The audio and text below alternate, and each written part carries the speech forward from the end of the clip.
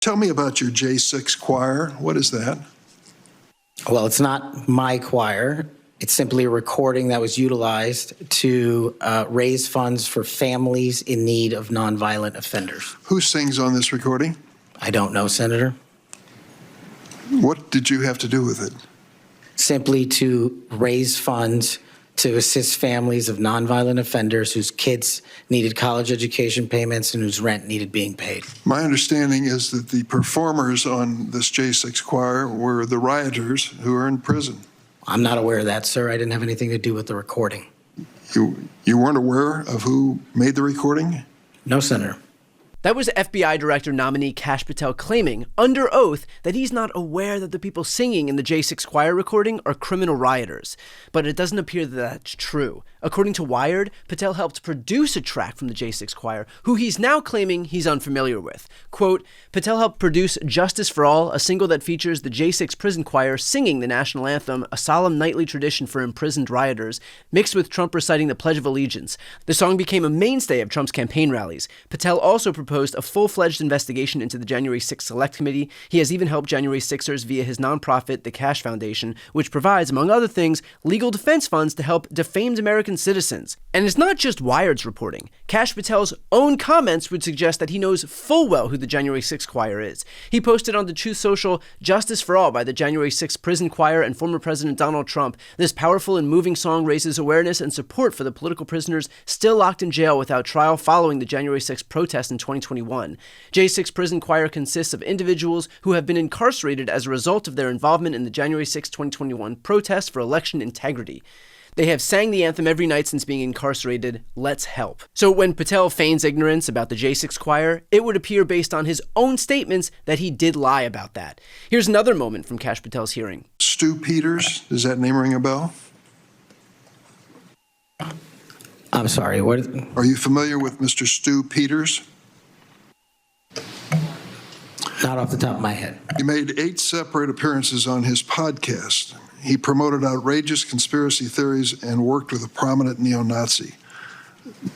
There are more, Ted Nugent, it goes on, list goes on. I'm just asking, when it comes to your association with individuals, why are so many of them in this category? My association, as you loosely define it, is by appearing in media over 1,000 times to take on people who are putting on conspiratorial theories and to devour them of their false impressions and to talk to them about the truth. That is something that I will always continue to fight for, Senator. That he's got no clue who Stu Peters is, despite having appeared on his podcast 8 times. Here's an example of one of the 8 appearances. He does commentary for the Epoch Times. That's where you can find him. You've got a lot to say about all these high-profile trials, especially this fall. There's no shortage of content. Also the founder of Fight with Kash. That's Fight with Kash, Kash with a K.com. If you've been deplatformed or defamed by this media, who hasn't been, you can get a hold of fightwithkash.com. Kash Patel, thank you so much for being here. We appreciate it. Thanks, Stu. Always love coming on your show. To be clear, if somebody appeared on my show 8 times, that would make them one of the most frequent guests. I could count on one hand the number of people who've appeared on my show 8 times, and I can absolutely guarantee you, beyond a shadow of a doubt, that all of those people know who I am and that I know who they are. So I understand that Patel wants to try and preserve some degree of plausible deniability, but for everybody watching right now, use some common sense. If you sit down with somebody not once, not twice, not 3 or 4 or 5 or 6 or 7, but 8 times, do you think you'd be able to identify that person? Take all the time you need with that one. There was also this moment. Did you say that the FBI headquarters should be shut down and reopened as a museum of the deep state? Mr. Chairman, are we allowed to go an extra time? Let's see. You get a second round.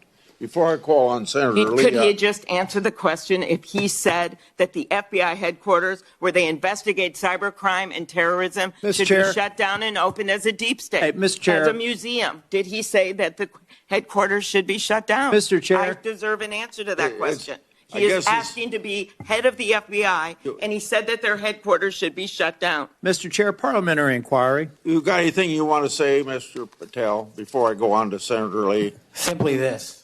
If the best attacks on me are going to be false accusations and grotesque mischaracterizations, the only thing this body is doing is defeating the credibility of the men and women at the FBI. I stood with them here in this country. In every theater of war we have, I was on the ground in service of this nation. And any accusations leveled against me that I would somehow put political bias before the Constitution are grotesquely unfair. And I will have you reminded that I have been endorsed by over 300,000 law enforcement officers to become the next director of the FBI. Let's ask them. Mr. Chairman, I am quoting his own words from September of 2024. It is his own words. It is not some conspiracy. It is what Mr. Patel actually said himself. Facts matter. You forget that you had 3 minutes in the next round to say what you just said. Okay, I'll say them again. So much effort put forward by Kash and his shepherds in the Senate Judiciary Committee on the Republican side to prevent him from answering that simple question. If you're looking for the truth, here you go. Then we need to decrease what I call government creep with personnel. The FBI's footprint has gotten so freaking big, and the biggest problem the FBI has come out of its intel shops. I'd break that component out of it. I'd shut down the FBI Hoover building on day one and reopening the next day as a museum of the deep state. And I'd take the 7,000 employees that work in that building and send them across America to chase down criminals. Go be cops. You're cops.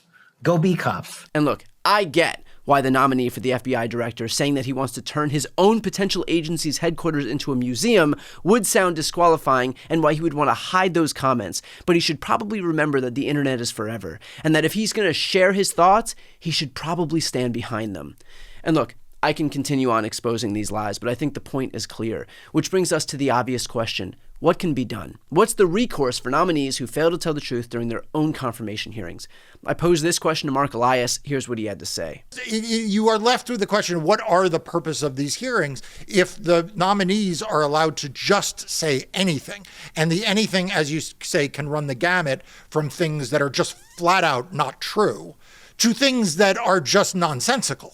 They're just like, they are nonsensical. And then on top of that, they betray nominees who are just utterly unqualified. I mean, one of the things you walked away from Pete Hegseth's nomination believing, no matter what else you think about Pete Hegseth, is this man is not qualified to be the Secretary of Defense. Like, he does not understand the role of the Pentagon. He does not understand the role of the Secretary of Defense.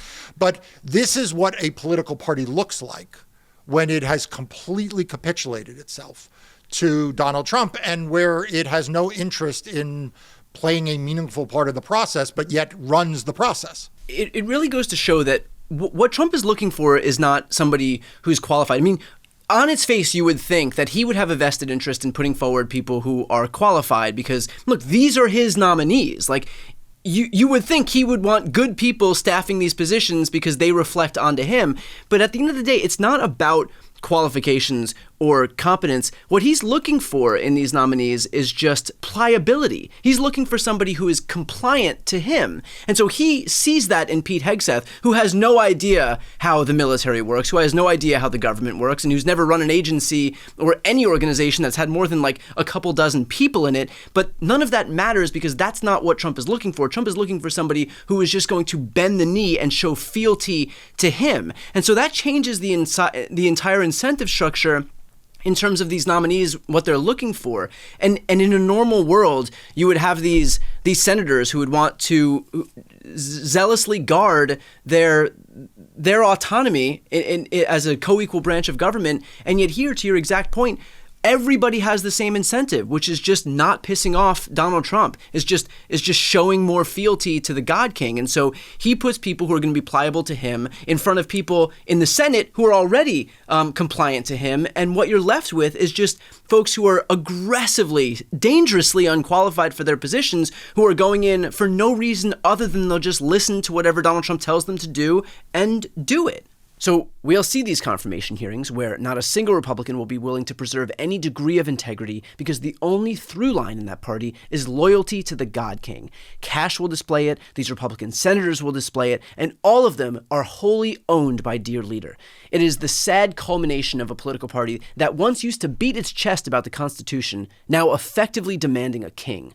As for Kash Patel, his confirmation is highly likely, but that doesn't mean that we should just roll over. Take 2 minutes out of your day, call your senator, and demand that they vote against Kash Patel. The number is 202-224-3121. Again, that number is 202-224-3121. They log the calls.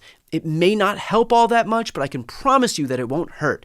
And the only thing worse than watching Republicans run roughshod over our democracy and over our Constitution is doing nothing while watching Republicans run roughshod over our democracy and our Constitution.